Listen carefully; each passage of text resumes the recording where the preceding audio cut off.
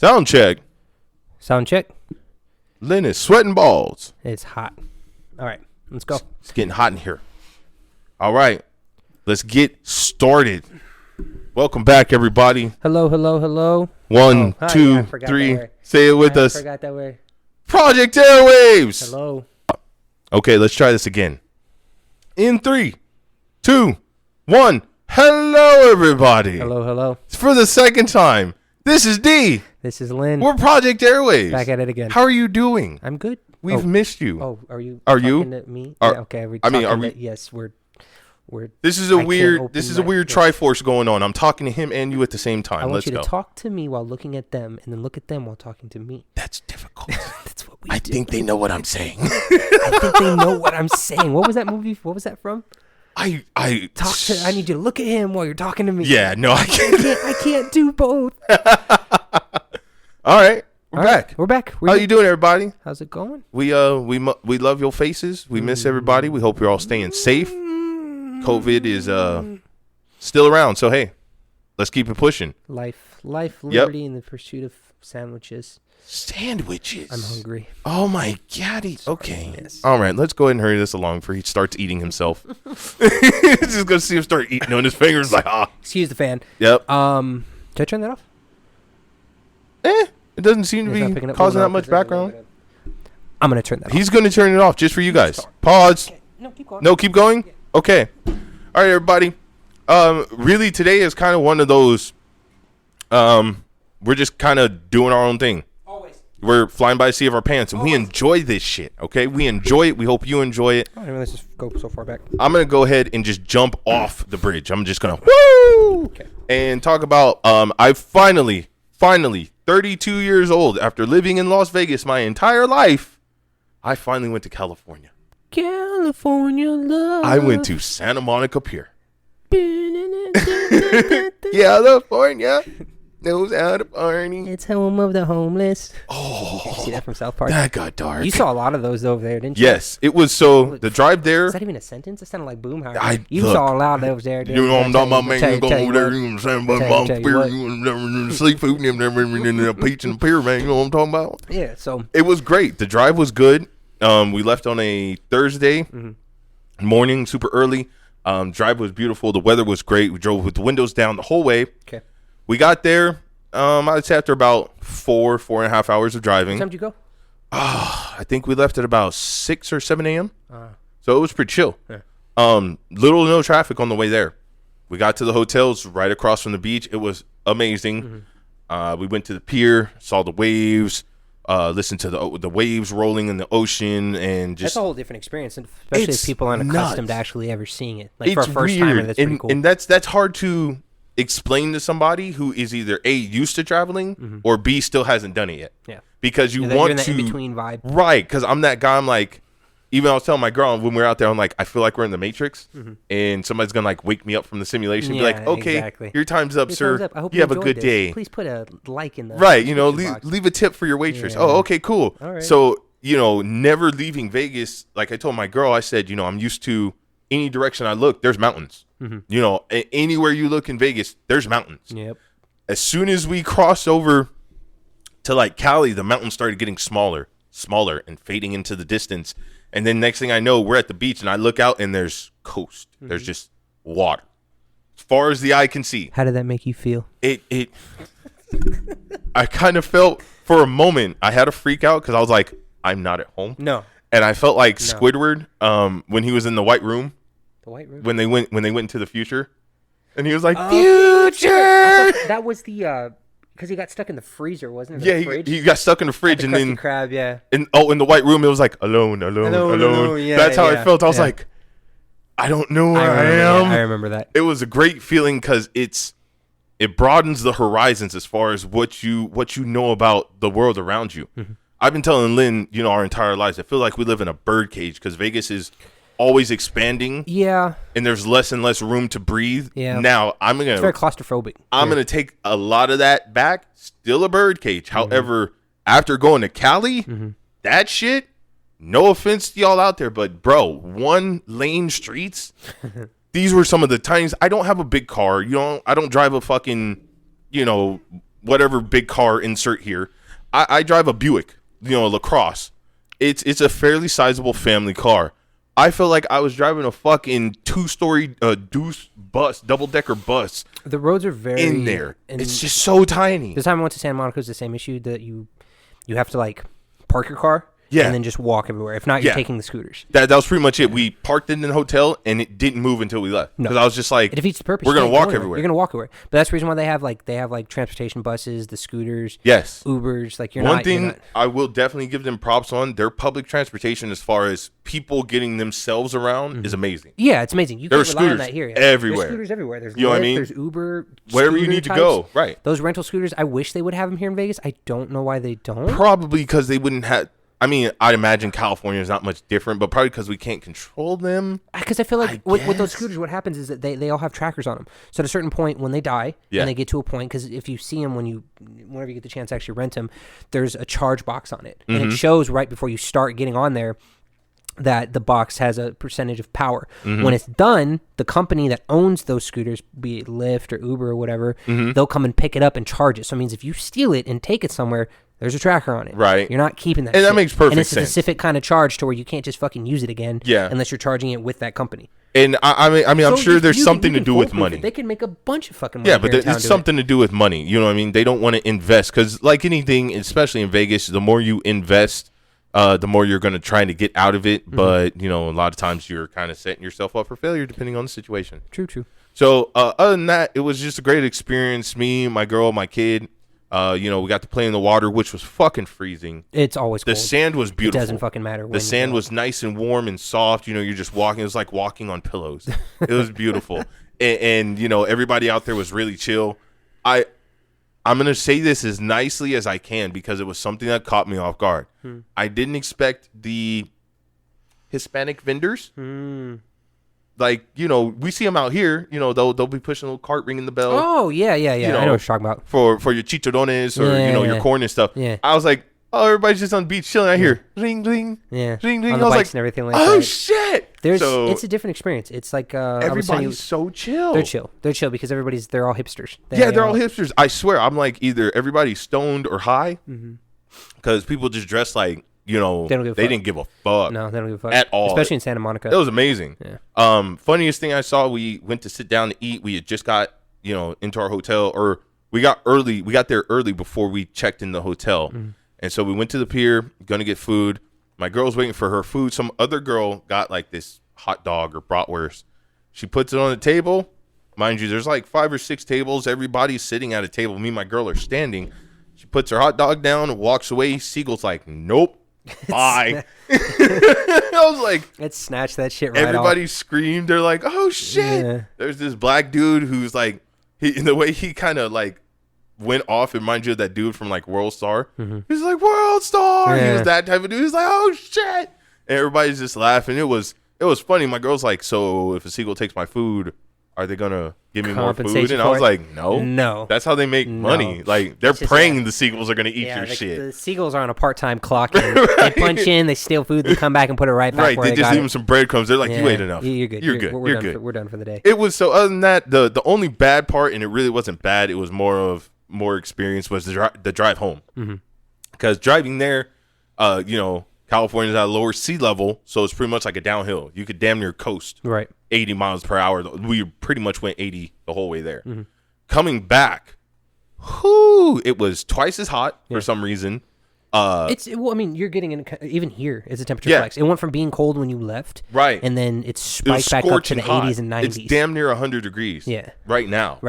So the drive back, we drove their windows down the whole way. On the way back, I was trying not to use the AC, save gas or whatever. Nah, bro. We were on the road like maybe 30, 45 minutes, and it jumped up from like a chill 80-ish to like 96. And I was like, okay, fuck it.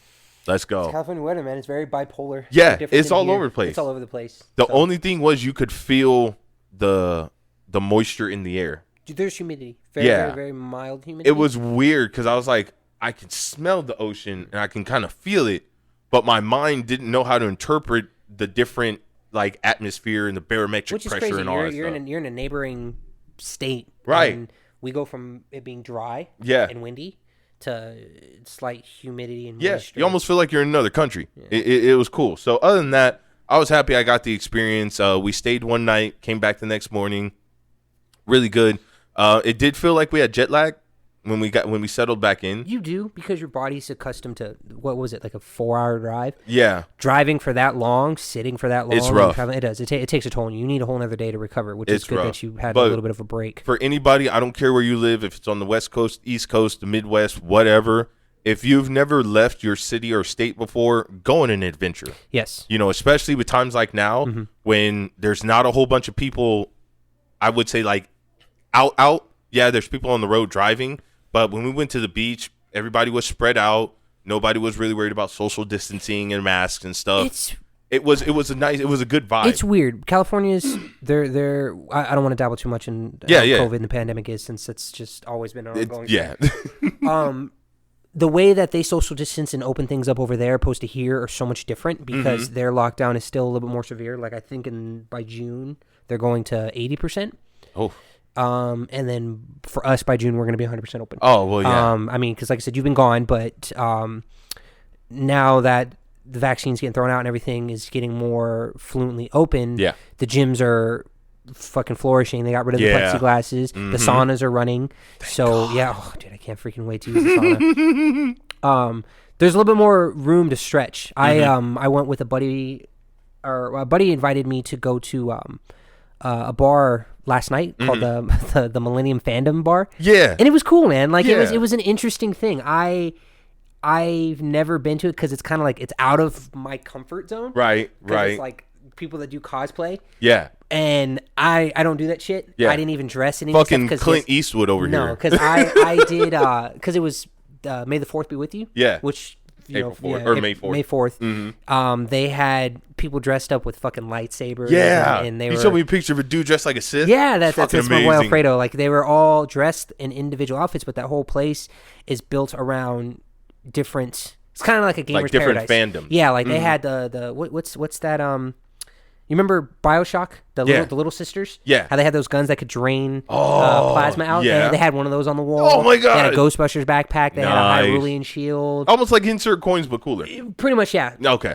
So that bar, it made me think, like, I've tried to branch out and do anything once. Yeah. So I'll try new things that might not even be something that I'm accustomed to actually doing. Right. And with this, I enjoyed it, not more or less because it's not my cup of tea when it comes to the people. Yeah. But everybody was super fucking friendly. Yes. Like I would go to order something from the bar and they would kind of lean like, hey, are you done in this area? I'd be like, oh yeah, go ahead. Okay, cool. Thank you for your time. How are you? Like they try to talk to you. Right. And like a normal person. Like a normal fucking person. And then you go to, it just makes me think, and I'm hoping going forward with how Vegas will be, because this bar just reopened back up. You go to a club, an actual club in Vegas, how it used to be, people don't talk to you like that. Yeah. They'll step on your fucking toes, they'll push you out the way. Yeah, they're really transactional. Chicks don't want to talk to you unless you're buying them drinks. This one was more of like a social gathering where everybody was friends with everybody. Yeah. And it was my first time fucking going. And that's how nerds get down. Yeah, and that's what I'm saying. It becomes it's exactly that. Not to be a dick and like make it seem like I'm Mr. Popular, but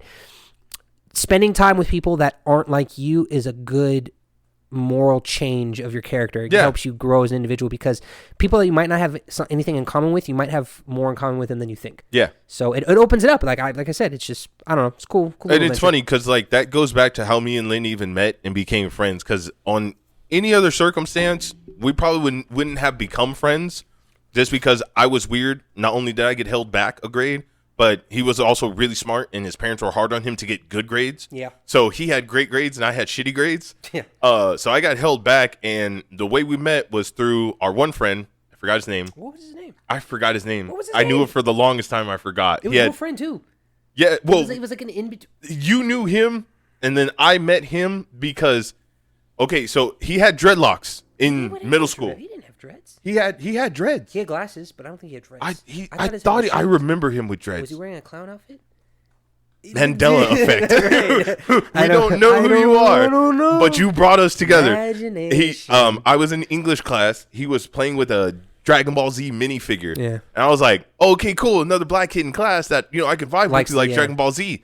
And so he introduced me to Lynn, ran into each other at lunch, and that's really how we met. Other than that, if you saw me and Lynn in like high school, even junior high school, we hung out with two separate crowds. I hung out with the emos and I guess you call them stoner kids, the anime kids, which, at that time were mostly Asian and white. True. Sorry, but that's life. True. Even when we got into high school, Lynn hung out with some of the more cooler, the in crowd. Lynn was popular. Now, he wasn't like, the baddest mofo on the block, but Lynn was popular. I'm a people person, so I feel like I can. I'm a day walker. I can blend in with the vampires and with the normies. Yeah, exactly. Yeah. So you saw me. I'm hanging out with my boy Morpheus, and we're jumping off the stairs in the quad. He legit had his name as Morpheus. What was his actual name? His name is Steven. Steven. Yes. I remember he had craziest fucking stories. I remember he was.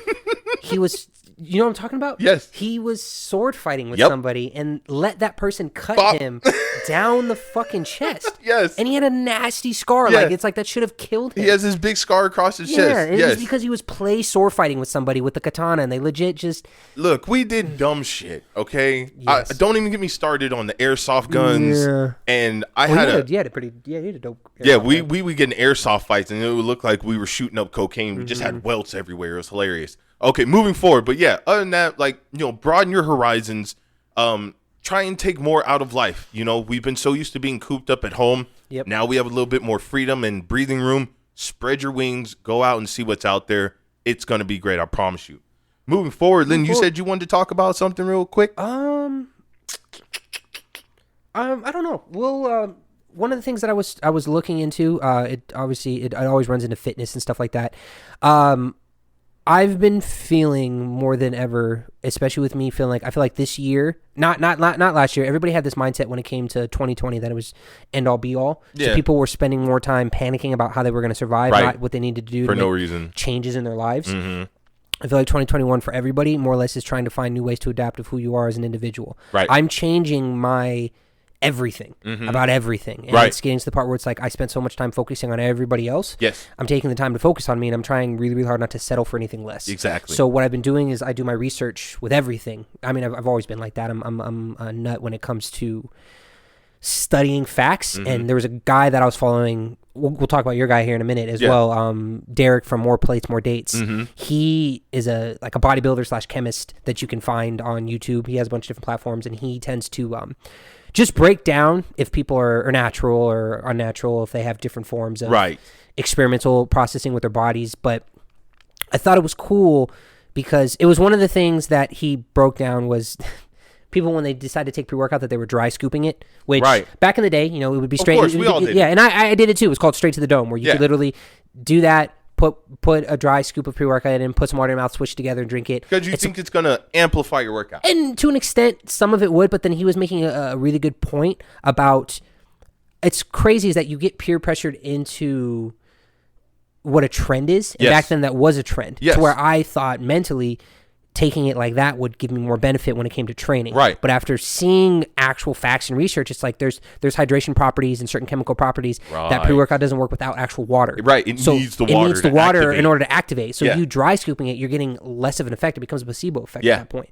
So one of the videos he was saying, which I'm pretty sure was your guy as well, was this dude took 8 scoops, 4 dry scoops, started panicking because his throat started closing up, and then chugged it down with 4 more scoops of pre-workout. It literally... Did he die? I never followed the whole thing. I feel like I should have. But I know he was literally... the workout was so intense and the pumps were so bad that his muscles started cramping up. And people may not know this, which I don't know why they wouldn't. Your heart is a muscle. Right. So it can only handle so much. Adding a pump product in there that's 4 to 8 times over the dose, your heart's going to fucking give out. His heart started giving out. He started having seizures, like he was having blackouts. Shit. His mom had to get him to the hospital, and they were trying to figure out why his body was just breaking down. Yeah. And it makes you think. It's like, don't follow trends on things just because it looks popular and fun right then and there. I'm not saying don't do something that you may or may not enjoy. Right. But do your research before you do it. Yeah. I'll try anything once, but I need to know, like, if I'm going to go do drugs, I need to know what the drug can't do. What the fuck does it do? And then when I do it, I'll be like, hey, I knew what I was doing, so I decided to fucking do it. I'm not going to say I'm going to go do drugs, but at least I know what it is I'm putting in my body and what the outcome could be, so I'm not sitting there crying, why is this happening to me? Yeah, well, and that's the thing. It's like, we were talking about in our previous episode, the older we get, the more you learn about your body. and the more you actually want to learn different aspects of what different people have to say. So when me and Lynn were first getting into the fitness scene, it was Mike Rashid, Bradley Martin, Callum Von Moger, Fletcher, Cali Muscle, Simeon Panda. Like, we watched them all. Dana Lynn Bailey, love her. You know, we did what they did because it's like, well, I want those muscles. I want that physique. I want to work out like he works out, you know, to get that maximum pump. You know, and the more you actually do your research and you get into the science of these things, you learn that a lot of these people aren't natty. Also, they're not necessarily giving you the most sound advice. No. It's not always backed by scientific proof. A lot of the products they're pushing have not been FDA approved. A lot of the products also contain proprietary blends. I will never take a pre-workout that has proprietary blends now because you don't know what it is. You don't know what you're taking. It's a cocktail of random shit. Of just random shit. You don't know what the dosage is. That's what that scoop that they were trying to figure out. Doctors were trying to analyze and see what was wrong, like what was in it, and it just gave them. It said the caffeine amount. Yeah. But then it said proprietary blends of everything else. That doesn't help you know what you're putting. It's like doing ecstasy. If you don't know who you're getting from, you don't know how strong it is. Molly, acid, cocaine. If it's not pure, you know, if that shit's been cut with baking soda and some other stuff I've heard of, you're gonna OD and die. You know what I'm talking about? Yeah, lidocaine's a big thing too. You know, I remember you accidentally took too much niacin. Oh yeah. We went to the gym one day. Niacin. No, it was. There's 2 times I did that. And it was before I didn't know any better. It's because niacin is it's a B vitamin complex. It's something that's in B vitamins that's supposed to. It's almost like to increase blood flow. Yeah. It helps with free radicals and stuff like that, but you're getting obviously more blood activation. But the thing with niacin is people get something called flush syndrome. Yes. And that's what was happening to me is that I was taking it in my body. I have very sensitive, shitty genetics. Like, I have a very good, strong base where I can handle a lot of shit, but my body tends to fall apart. Especially your skin. It's sensitive. Exactly. With SBS, the sensitive bitch skin. Like, my body just doesn't know how to handle certain things. So with niacin, it's in a basic multivitamin. You take most pharmaceuticals and stuff, they put this in there to promote absorption from whatever you're taking. And with niacin, when I took it, I remember it was 2 times. It was when we were moving, because you were helping me move. When we were at the fucking U-Haul, the whole back of my neck was red. My ears were inflamed and puffed. I couldn't This kid looked like he was going Super Saiyan. Yeah, my face was red. I was like, Lynn, are you good? I got a nosebleed. He's like, bro, what's wrong? I was like, dude, from my eyes. Your ears are bright red. Yeah, my ears were. Your neck, like, it looked like someone just slapped the dog shit out of the back of his neck. And then he was like, yeah, I guess I am feeling a little off. And then he did it again another time when we had gone to the gym. I didn't know about it. Because you were taking a sup, and then I think the pre-workout had it in there or something? The pre-workout had it in it as well, yeah. And it's very it's common for people that their bodies aren't adaptable to it. Niacin, it gives you what's called flush. Yeah. Like your skin literally flushes because it's trying to purge. And that was just one ingredient. That was just one thing. One ingredient. Can you imagine a proprietary blend of unknown shit that you're just putting into your body? That was one of the biggest reasons I stopped doing pre-workout and even protein, was because, you know, a lot of these people, you know, we have a 9-to-5 job. We have our day-to-day routine. I don't have time to sit down for 2 and 3 hours and read medical paperwork over, you know, what compounds work best with what for muscle growth. So I do look for outside sources to get my information sometimes. So I'm hearing from all these bodybuilders, buy my product, buy my product, buy my product. And I'm hearing from the scientific guys, like Lynn was saying, one of the subscriptions I watch is Shredded Sports Science. Great. He's a fucking amazing, hilarious, lot of dry British humor. Check him out. You know, he was just talking about people don't do their research. So we get, you know, mesmerized by the physique of that person. It's by their product. It looks cool. Clickbait. Yeah, it's flashy. You're getting flashy. You know, or trendy, and as Lynn was saying. As you start to get older, you start to realize that it's bullshit. It's bullshit. At one point, I was taking 10 sups a day. Yeah. And, you know, me and Lynn went to the vitamin shop. I spent almost $150 on vitamins. And I'm popping these things 2-3 times a day, going to the gym, taking pre-workout, getting a pump, eating like a fucking gorilla, and wondering why I'm getting no mass because it's bullshit. Yeah, you know, and I'm not gonna say all of it, but a lot of, you know, the pills we were taking, that's what it was. And I'm gonna leave it at that. But yeah, as far as the dry scooping, that was a bad idea back then. It's a bad idea now. It's a TikTok brand. It's a TikTok thing. There's one thing that I learned from TikTok. Not that I learned, like I'm watching it. When TikTok was going out, there's a company. Have you heard of a company called Thriller? So Thriller is the one that's been promoting all these fights. They're actually suing Logan Paul. I'm really bad with the Paul brothers. Yeah, so Jake. They're suing him, or they're not suing. Either they're suing him or they're suing the UFC because apparently there were like pirated broadcasts. And everybody's pirated. When I watched it, Joe Rogan because supposedly an H3 and all of them. I was they're not going to last long. And even Joe Rogan said it in one of his episodes is that he's seen so many platforms come and go. Yeah. Thriller was supposed to replace TikTok because TikTok, was it last year, the year before? Trump was trying to get it pulled. Yeah. Because they were saying that the data from TikTok was being pulled from China. Yeah, so it was being pulled from China. And they obviously were afraid of, terrorist attacks and stuff like that and just information being stolen. Yep. When it didn't happen, Thriller took a different approach, and they were able to buy a contract in with Mike Tyson when he had his fight with Roy Jones Jr. Mm-hmm. So they did it on Thriller. Mm-hmm. Mike Tyson saw after it that it was a fucking mistake, and he pulled from it. And he's like, I don't want anything to do with this fucking company. Wow. And it was after watching the Jake Paul and Ben Askren boxing match. Yeah. It was the worst piece of Everybody hot garbage. was disappointed. I'm so glad I didn't pay for it because I didn't. I was streaming it at my boy's house. Right. We were streaming that, and then Robert Whitaker and his UFC fight. We had two TVs. We had one on the ground and then one over here. The MMA fight was phenomenal. The UFC fight was phenomenal, but we streamed it. Yeah. And then we're like, you know what? We're going to watch this just to say we watched it. Yeah. It was like watching... You remember you used to wake up in the morning to get ready for school, and they would have music videos playing? Yeah. And it's like sometimes the music videos would be on repeat, so you knew what song was going to play. Yeah, that's what I heard. It was that. There would be a fight. They would just bring out random performances. And it would be like old fucking... like old artists that had no purpose. Like there was Doja Cat, and there was Justin Bieber and a couple of people, but then it's like they had Ice Cube, Snoop Dogg, Too Short. I was like, at a UFC fight? No, not UFC, boxing. Oh, the boxing, same thing. Yeah, and at E40, not Some the same. people not are going to get upset that I said that. I'm sorry. I'm sorry. Do your I'm going to take it back. research. I'm going to take it back. He's going to choke me. I'm sorry. Yeah, no, Thriller fucking destroyed it. It was such a garbage thing that the only reason why they were making money is because, from what I didn't know, because Mario Lopez was on there. PD? What do you know what his name is? The guy that was married to Ariana Grande? Okay, have you seen the new Suicide Squad that's coming out? Yeah. Pete Davidson, there you go.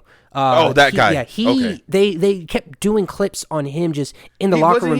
They said he was just talking shit the whole time. He was just talking shit. But when it comes to a fight, you're supposed to be watching the fight. Right. And the cameras would pull off to see what influencers were doing in the back of the room. Yeah. Like these girls that are really, really popular on TikTok, who I don't know your name, I'm sorry. They were putting on belts on some of these fighters that were just nobodies. Yeah. And it's just like, it was That's such disrespectful. It was such a fucking disappointment where it's like, they made it a joke. Yeah. And that's why the UFC is like, Dana White was going against Jake Paul and doing lawsuits. Dana White was pissed. He's saying, why the fuck are you calling out UFC fighters? Right. Go find a boxer. You will die. If you fight Manny Pacquiao, he's going to knock your fucking head off. If you're going to fight Ryan Garcia, he's going to knock your fucking head off. Mm-hmm. Pull Mayweather out of retirement, he's going to knock your fucking head off. Fuck. Go ahead and fight Silva. Yeah. Go ahead and fight Mr. Silva. No, he will wreck your shit. There's nobody. Yeah, it's just it's a different platform. Now, it's just, I got to give the kid props.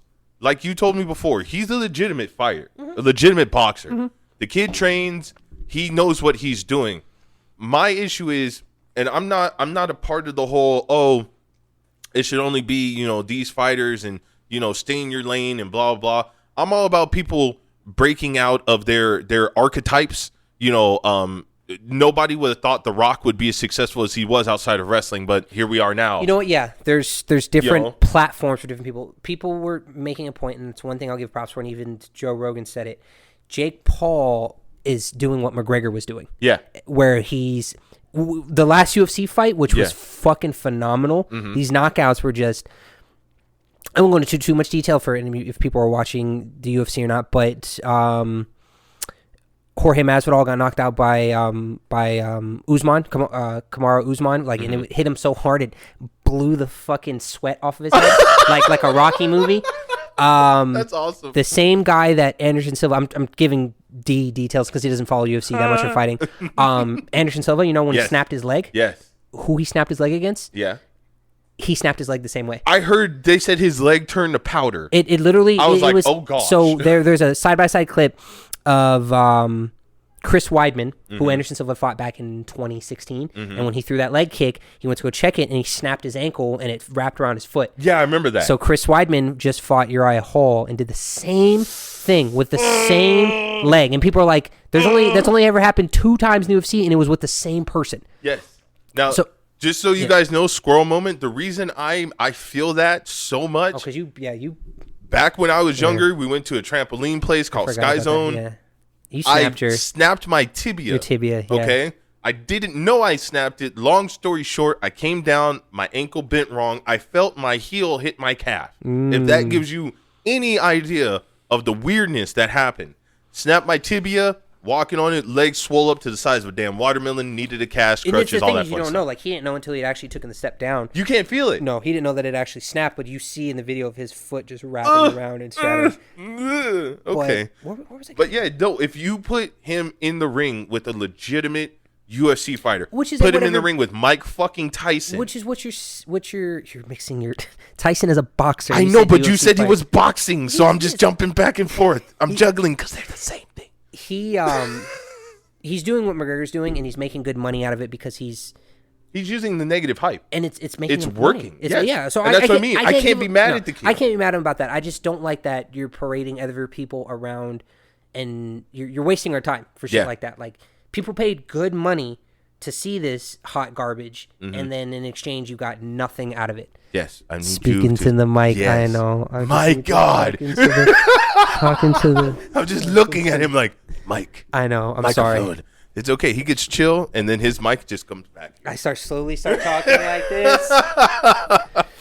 But it's crazy to see how everything has kind of the culture's changed. Yeah, everything's transitioning, and I'm hearing it more and more and seeing it more and more with the people that are around me in my age group. Like, I had a buddy of mine tell me, he was telling me that his birthday is like not until fucking August, at the same time as yours. Yep. But he tells me in 2 years that he turns 40.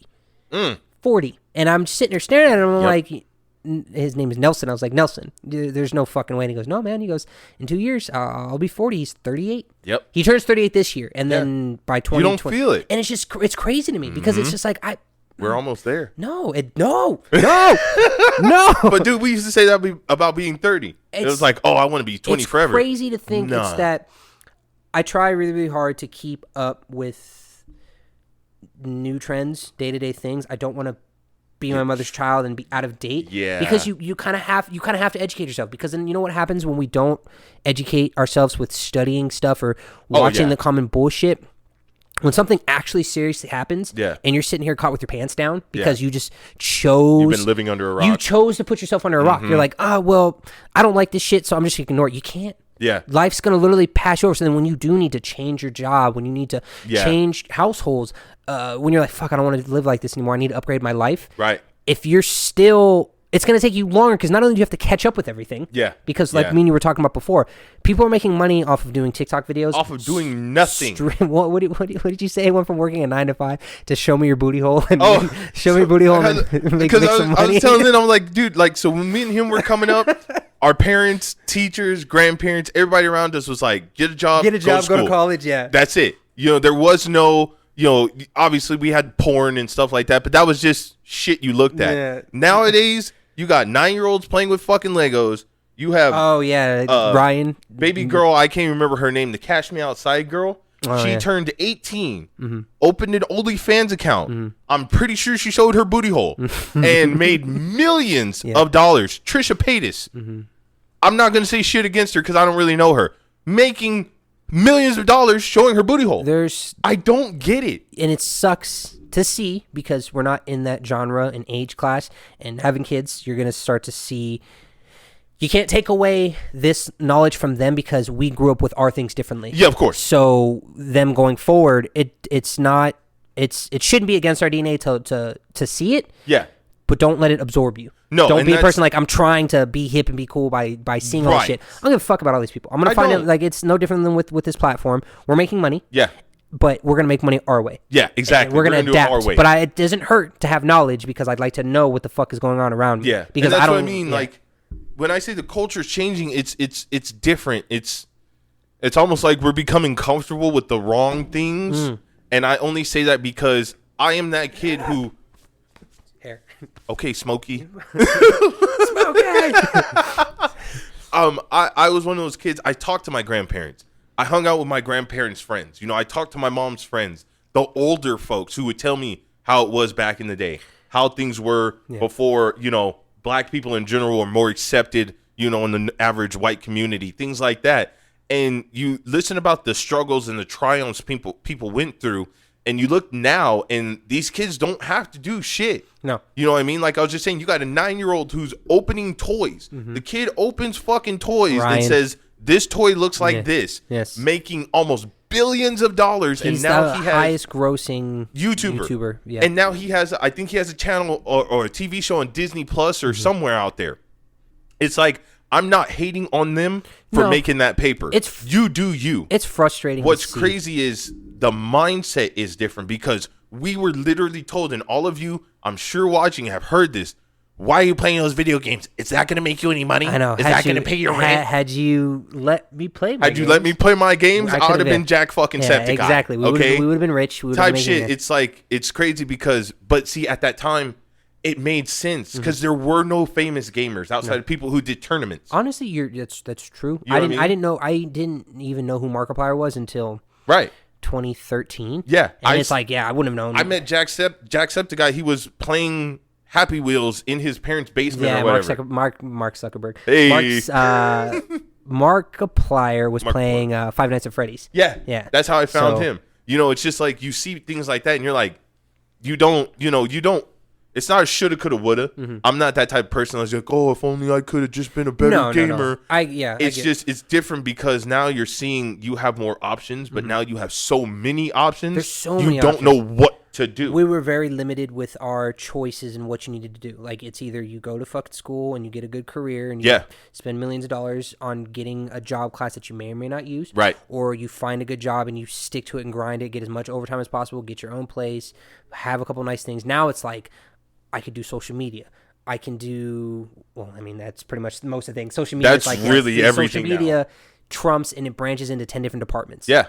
Opposed to going to college, having a hardworking job, and because it used to be the way you got your name into people's mouths was face to face. It had to be face to face. Yeah. You know what I mean? Handing out business cards. But then it becomes into the whole cancel culture and shit like that. Where now it's like social media is a very delicate thing. I know with us getting higher and higher up, that will start to get to a point where people are going to want to listen, but then, they might not like what we have to say. They'll be more critical. Critical, yeah. So it's like we kind of have to think about what we're saying, but at the same time, we're putting out facts that are already out there to be seen. Right. We're not coming at you with anything you didn't already know. Do my research. I'd like to think, what I told, me and Lynn were having a deep conversation a few weeks ago, and I was telling them we're watchers. We've become the watchers. Our generation has now been around long enough. Our generation has now gotten to that point where we're starting to not become the trendsetters anymore. We're going to become like the documenters of history, where we're going to be the ones telling the next generation stories of the past, which is good. You have to have those 5%ers that pay What are attention. you doing? I saw it too. I can see it from my peripheral of him going in the mic. I'll kill you. Speaks in the mic. No, it's. I feel like it's an obligation that we have to pay attention. You have to pay attention, even if you don't want to fucking see it and you don't want to hear it. I get tired of hearing it, and it mentally exhausts me to have to fucking be around it all the time because it's just not who I am. But pay attention, so then when people that are tired of seeing it too, right, they need a little bit of a push in a different direction, and they don't feel like they're just I don't know anything else other than what's happening around me. You're like, oh, by the way, this is also a thing too. And they're like, why have I never heard of this? Is because you're just getting booty holes thrown at your face the entire time, and that's the only direction you're looking. And you're like, oh, there's this nice, oh, there's a hike over here. Let me go walk out in public. Oh, let me see this track. Let me go to the gym. Let me do this. Not just because it used to feel like you had to come up with that once in a lifetime idea to be rich and successful. Yeah, now there's multiple opportunities. Now you can be rich and successful literally eating fucking food and smacking your nasty fucking disgusting lips at people. I'm sorry. Mukbangers, look, like I tell everybody, I don't hate on how you make paper pimping. No. I don't have to fucking enjoy it. That shit's disgusting. Yeah. My girl was watching this fucking lady eating fucking lobster, and I wanted to vomit. No. I wanted to just warf because I'm just like, she's getting paid potentially hundreds of thousands of dollars to be fat, and I'm over here doing tech support. You know what it ends up being is that people end up having fetishes. Fetish? They fetishize. Fetishize? Yes. Yeah. Well, yeah, mukbang has always been that, especially when you have like chub chasers and, you know, people who are obese enablers, how they like to feed fat people and make them fatter. I don't. That's a dark path that I don't even know about. It is, I know, but that's where the mukbang has gone. So you can't meet the girl physically or ban, so you'll pay for them to get more food to eat it in front of you. That is so fucking That's weird. fucking weird. Ew. But you make hundreds of thousands of potentially millions of dollars. You know what? And it's one of the things, like our topics. What do we get? Huh. Yeah, we're pretty high up there. Yeah, we're gonna end up having to cut it just because of the film. Life. One of the things I came across, which I'll make it relatively short, was when I was at the grocery store. I was walking through one of the aisles, and there was these two people that were walking past me. This one dude was well over like 350 pounds, big boy. Oh yeah, I accidentally bumped into him on his side, not paying attention when I was going through the aisle. And I go, "Oh, excuse me." And he was cool. He's like, "Oh, no, excuse me." I realized when I bumped into his side, I felt something hard on his hip hitting my hip, and I saw that he had an open carry 1911, which. No big deal. The safeties in those guns are built in the handle. So you can't pull the trigger unless you're holding the handle. You have to squeeze the handle. Yeah, every safety is different on this.